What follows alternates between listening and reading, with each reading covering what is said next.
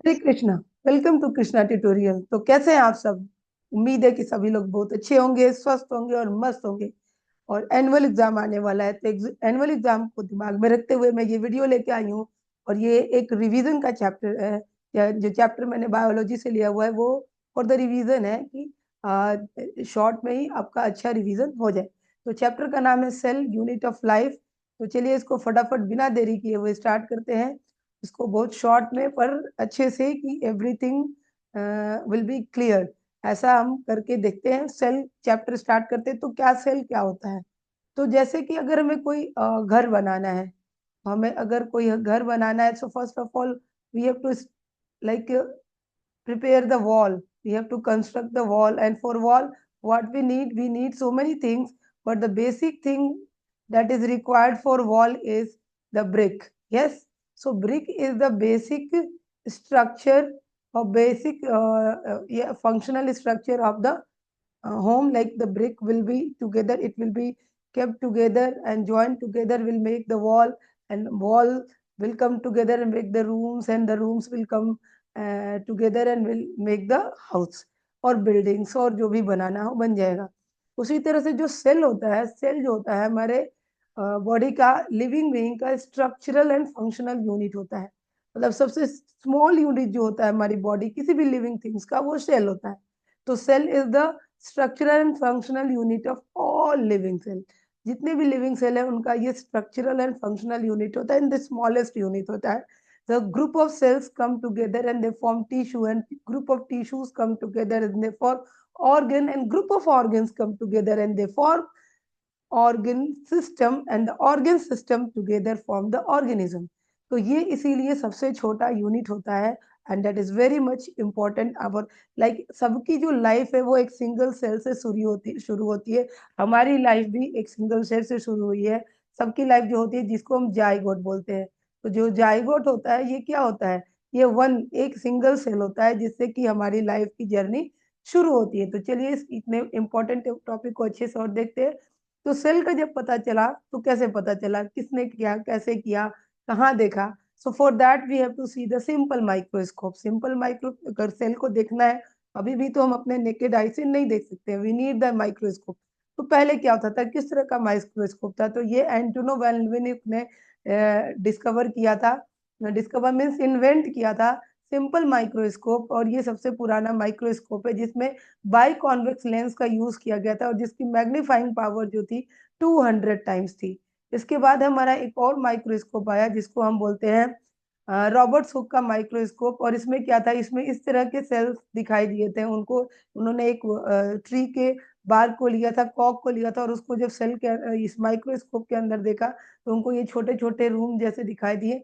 और इसको उन्होंने कंपार्टमेंट नाम दिया या small room, and from there the cell came and the cell word came. Now Robert Hooke का जो माइक्रोस्कोप था, इसी के बेस पे ये हमारा जो कंपाउंड माइक्रोस्कोप है ये बना। और इस माइक्रोस्कोप में जो रॉबर्ट हुक का माइक्रोस्कोप था, ये जो पिक्चर में दिखाया जा रहा है, इसमें एक ऑयल लैम्प का यूज किया गया है। So this is the oil lamp, we can see this is the oil lamp. और ये ऑयल लैम्प जलता था तो नीचे लाइट आती थी, और उस लाइट की को कॉनकेव लेंस पे लिया जाता था, जो कि जिसमें ये मैग्नीफाई कर देता था इमेज को, और जो भी चीजें होती थी that is 2000 times. Like Leonardo का जो माइक्रोस्कोप है वो 200 टाइम्स बड़ा करता था, और ये 2000 टाइम्स बड़ा कर रहा है। इसके बाद हमारा आया electron microscope. Yes, so this has been invented by home, the Ernest Ruska. Okay, और इसमें इन्होंने ग्लास लेंसेज का यूज किया था। और इसमें बीम ऑफ लाइट्स आती थी जो कि मैग्नेट के थ्रू बेंट होती थी, और इसका मैग्नीफाइंग पावर बहुत ज्यादा था, 2 लाख टाइम। सो 2 लाख टाइम ये चीजों को क्या कर सकता है, मैग्नीफाई कर सकता है। तो ये तो हो गई जिससे कि, और सबसे पहला जो सेल था वो रॉबर्ट हुक ने डिस्कवर किया था, that was the dead cell of एक ट्री के बाग को लेके उन्होंने किया था, कॉक को लेके किया था।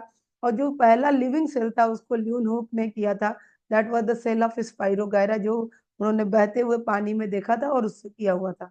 Okay, now will start the cell theory. तब सेल का जब पता चला तो सेल थ्योरी आई। और सेल थ्योरी देने में दो लोगों का सबसे पहले नाम है, वो है Matthias Schleiden, and he was a German botanist, okay. और उन्होंने ये अनाउंस किया कि that every plant is made up of a large number of cell, okay. और ये उन्होंने 1838 में बोला। 1839 में थियोडर क्वान आए और उन्होंने कहा कि एनिमल्स के भाई उन्होंने ये कौन थे, ये जर्मन जूलॉजिस्ट है, और इन्होंने कहा कि जो एनिमल है वो भी छोटे छोटे सेल्स के बने हुए हैं। So the basic unit of life is what, cell.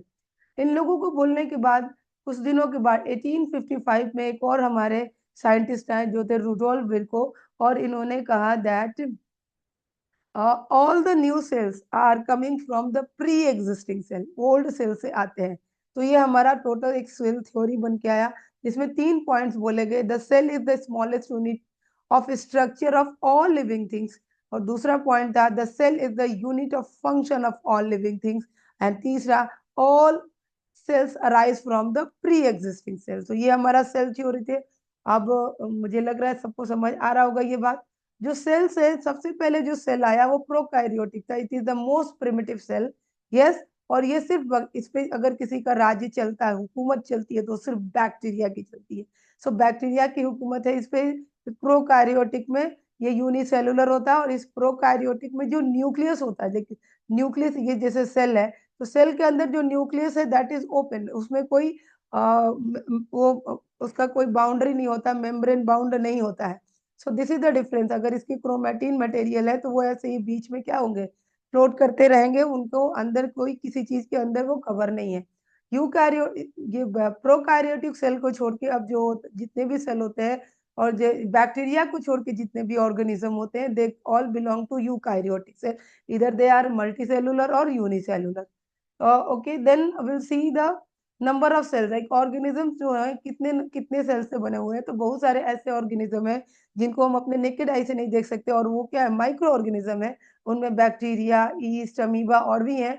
ये क्या होते हैं, इनकी पूरी लाइफ जो होती है, पूरी लाइफ की जो फंक्शन होते हैं वो एक ही सेल के अंदर हो जाते हैं, चाहे वो ingestion, digestion, secretion, respiration, everything they do in one cell only. So they are called unicellular और single celled animal organism. Then few celled animal, like बहुत सारे तो नहीं पर एक से ज्यादा होंगे, जिसमें स्पाइरोगाइरा और वॉल्वक्स है, जिनकी बॉडी कुछ सेल से मिलकर बनी हुई है। Then the multicellular, like millions of billions of thousand of cells से बना हुआ ऑर्गेनिज्म है।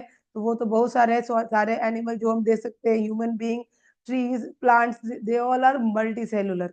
सो I believe everybody is understanding. Now will see the average size adult में कितना सेल हो सकता है। तो दैट इज 37.2 ट्राइलियन सेल होंगे एक ह्यूमन बॉडी में। नर्व सेल सिर्फ होगा 100 बिलियन, और वो भी सिर्फ ब्रेन के अंदर होगा।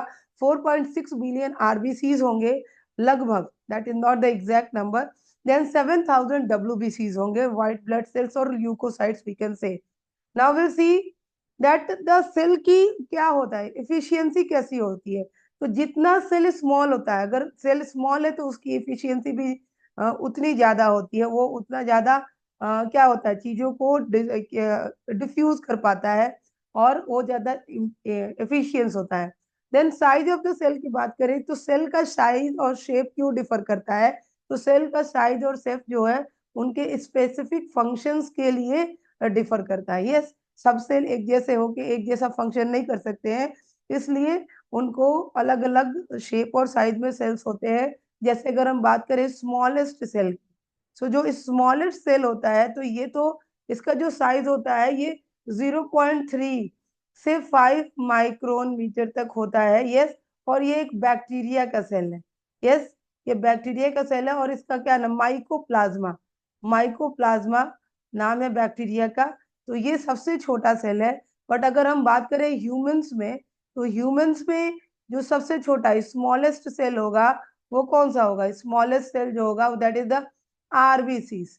आरबीसी जो होगा erythrocyte, that is what, that is the smallest cell in the human being. चाहिए तो साइज हो गई। इसका शेप जो होता है वो ओवल होता है या बाइकॉनकेव होता है, और वो जब मेच्योर हो जाता है तो उसके अंदर न्यूक्लियस नहीं होता है।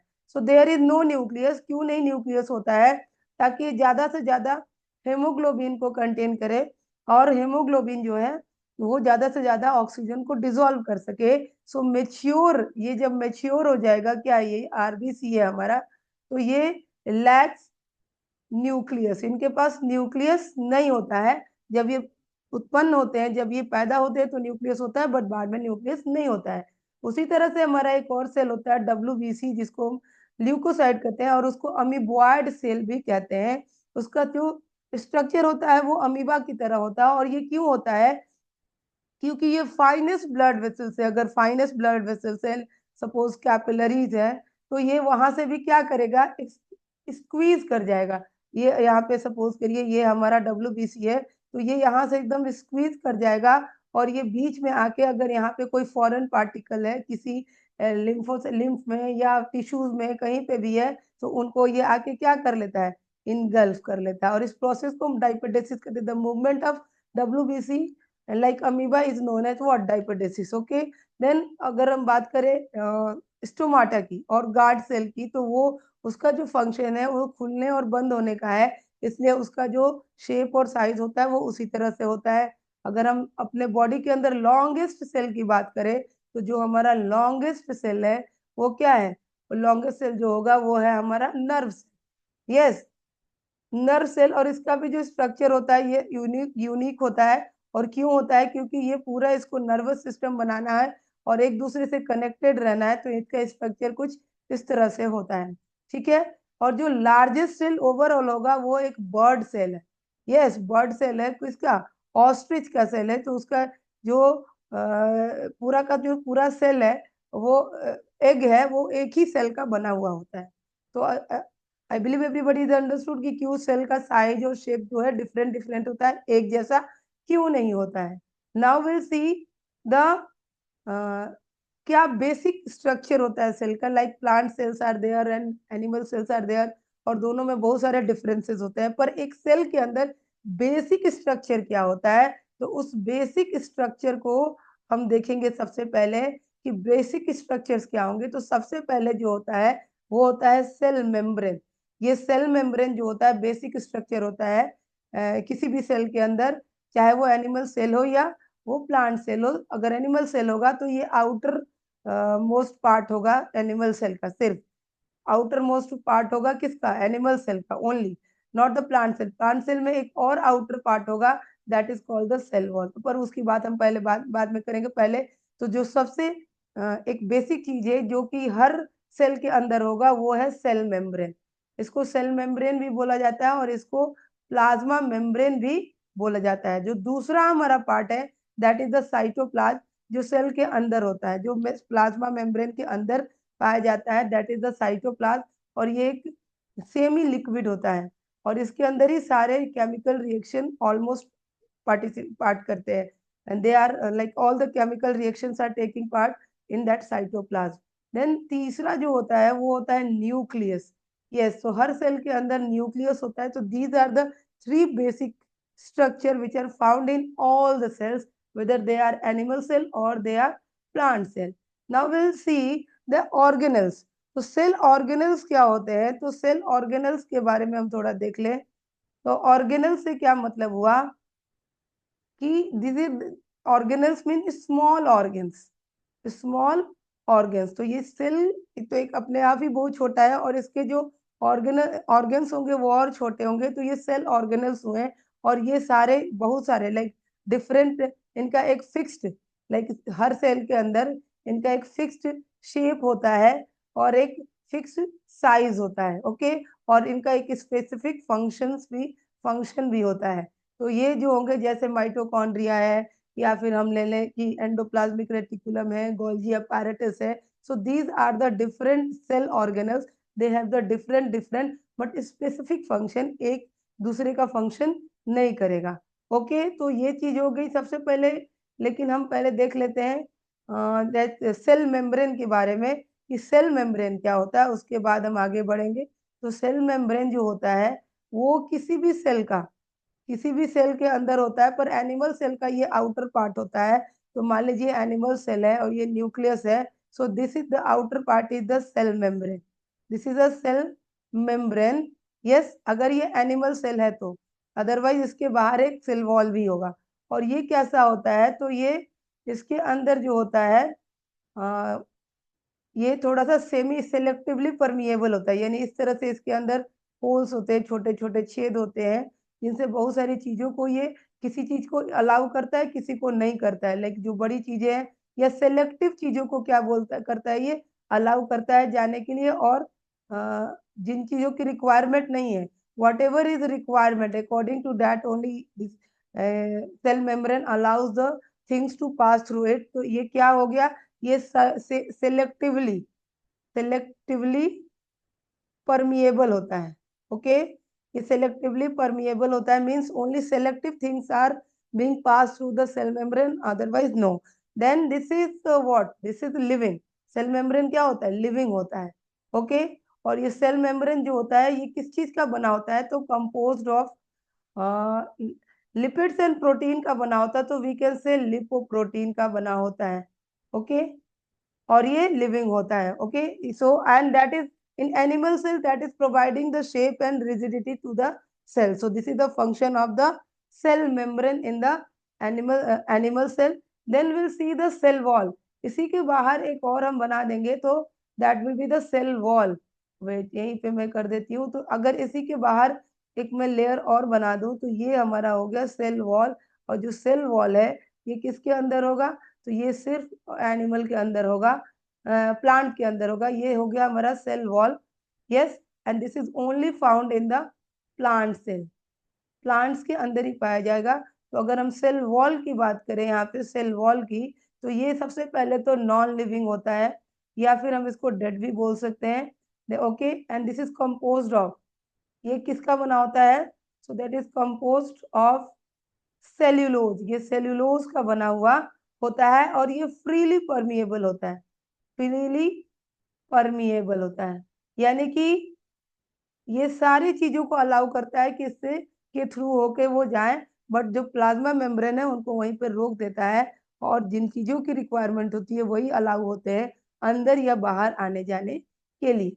इसके बाद जो है वो है हमारा साइटोप्लाज्म। यस, तो साइटोप्लाज्म जो होता है वो, ये मान लीजिए सेल है, तो सेल के अंदर ये हमारा न्यूक्लियस हो गया, और सेल और न्यूक्लियस के बीच में ये semi liquid kind of thing होता है, जिसको हम क्या कहते हैं, इसको हम कहते हैं साइटोप्लाज्म। तो ये हमारा साइटोप्लाज्म होता है, जो कि अगर माइक्रोस्कोप से देखा जाता है तो ये कैसा होता है, ये कलरलेस होता है। यस, और ये कुछ हद तक partly we can say, partly कैसा होता है, ट्रांसपेरेंट होता है। ओके, पूरा ट्रांसपेरेंट तो नहीं होता है, but it is partly transparent होता है। ओके, और ये क्या होता है, तो ये सेमी लिक्विड होता है, सेमी लिक्विड होता है। And this is the most essential part of the cell wall, cell, because most of the chemical reactions are taking place where, in the cytoplasm. Okay, then इसके अंदर क्योंकि ये living है, तो ये लिविंग है तो इसको ये दिखाई देता है, क्योंकि इसमें हमेशा क्या होता है, मूवमेंट होते रहता है। Always there is some movement in the cytoplasm. Okay, और जितने भी सेल ऑर्गेनल्स हैं उसके अंदर क्या होते हैं, इम्बेडेड होते हैं, वो इसके अंदर ऐसे करके इम्बेडेड होते हैं cell organelles, where, in the cytoplasm. I believe everybody is understanding. Now after cytoplasm we'll see the cell organelles. That's the first organelles we are going to discuss about, that is the endoplasmic reticulum।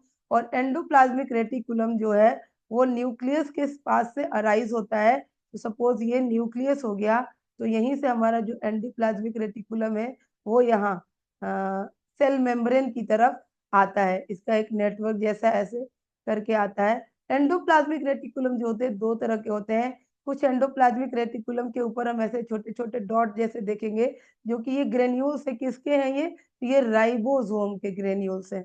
Okay, so ribosomes के granules है, तो ये इनको जिनके ऊपर ribosome पाए जाते हैं उनको हम आर यानी कि रफ एंड प्लाज्मिक रेटिकुलम बोलते हैं। और जो बिल्कुल प्लेन होते हैं जिनके ऊपर राइबोसोम नहीं पाए जाते हैं, that is called the smooth endoplasmic reticulum. Okay, now will this is the very very fine structure of the cell, जिसको हम ऑर्डिनरी माइक्रोस्कोप से देखें या कंपाउंड माइक्रोस्कोप से देखें तो ये हमें बिल्कुल भी दिखाई नहीं देगा। इसको देखने के लिए हमें क्या चाहिए, तो इसको देखने के लिए हमें इलेक्ट्रॉन माइक्रोस्कोप की जरूरत पड़ती है। ये क्या करता है, इसका फंक्शन, तो ये एक फ्रेमवर्क प्रोवाइड कराता है।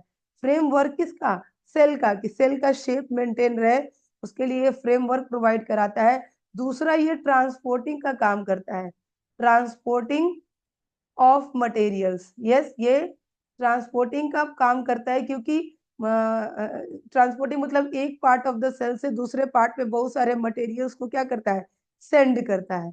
Okay, so this is the function of endoplasmic reticulum.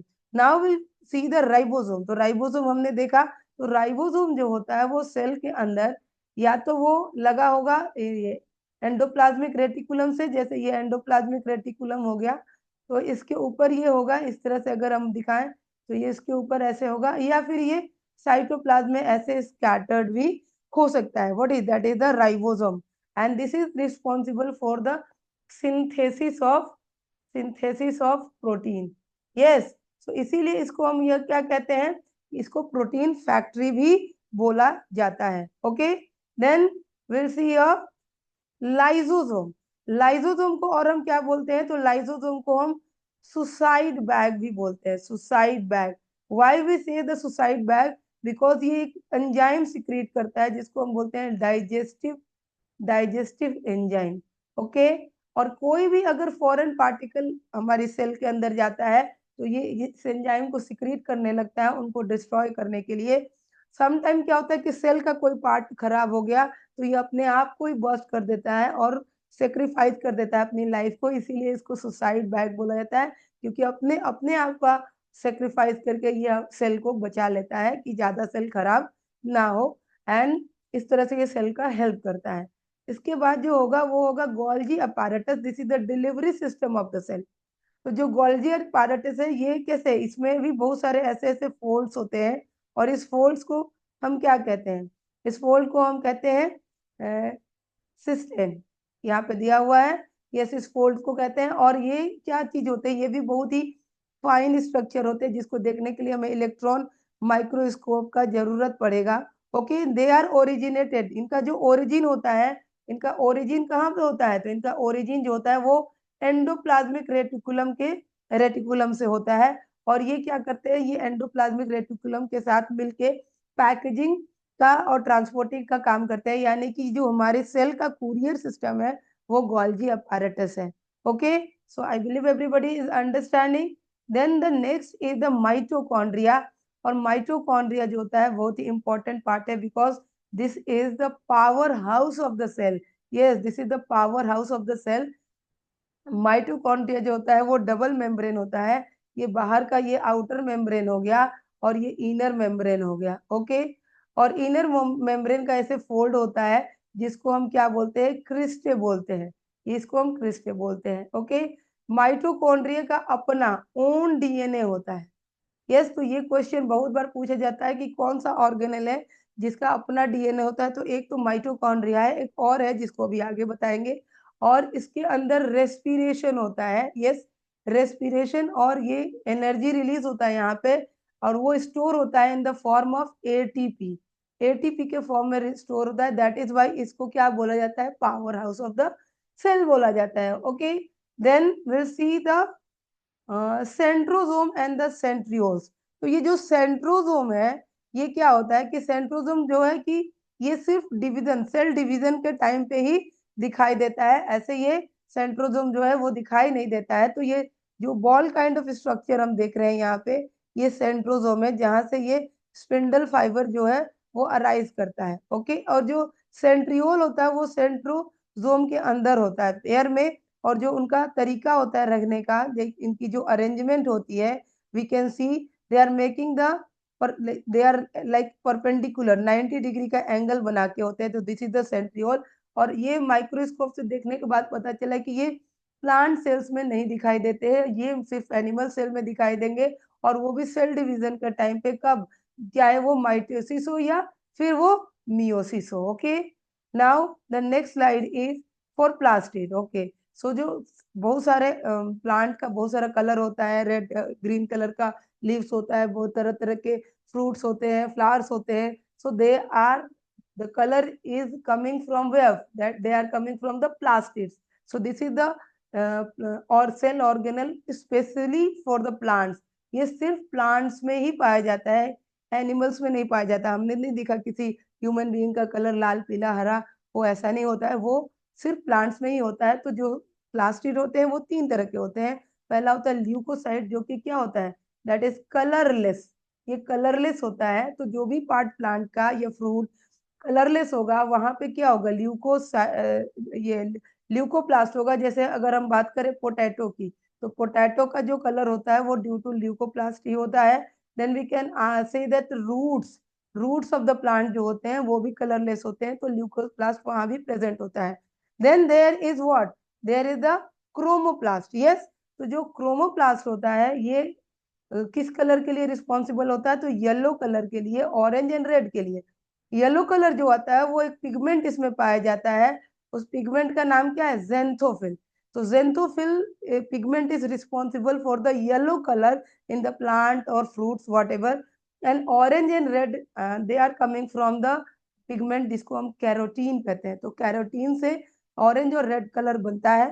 Then यहाँ पे एक और वो होता है, बोलते हैं क्या बोलते हैं कि पिगमेंट होता है जिसको एंथोसाइनाइन बोलते हैं, but this is not associated with plastid. और ये भी किस कलर के लिए रिस्पॉन्सिबल है, तो रेड के लिए, ब्लू के लिए एंड पर्पल के लिए। अगर इस तरह का कोई कलर प्लांट्स में, फ्लावर्स में या फिर फ्रूट्स में आता है तो that is coming from the anthocyanin. Then तीसरा जो हमारा प्लास्टिड होता है वो कौन सा प्लास्टिड होता है, तो that is the chloroplast. This is most important. तो जो क्लोरो होता है, chloro, chloro means green, so it is responsible for the green pigment. तो ग्रीन पिगमेंट जो होता है इसके अंदर, प्लांट के अंदर, वो किससे आता है, that is coming from the chlorophyll.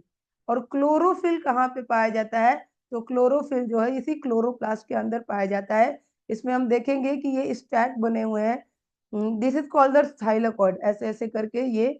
तो ये एक सिंगल को हम क्या बोलते हैं, थाइलाकॉइड बोलते हैं। और ये पूरा जो एक साथ है इसको बोलते हैं ग्रैनम। इसको क्या बोला जाता है, ग्रैनम। और एक को हमने क्या बोला, दैट इज द थाइलाकॉइड, यहाँ पे दिया हुआ है थाइलाकॉइड में। तो कई सारे थाइलाकॉइड है, वी कैन सी। ये जब थाइलाकॉइड को ये जोड़ने वाला, ज्वाइंट करने वाला जो पार्ट है उसको क्या बोलते हैं, उसको बोलते हैं स्ट्रोमा लेमेला।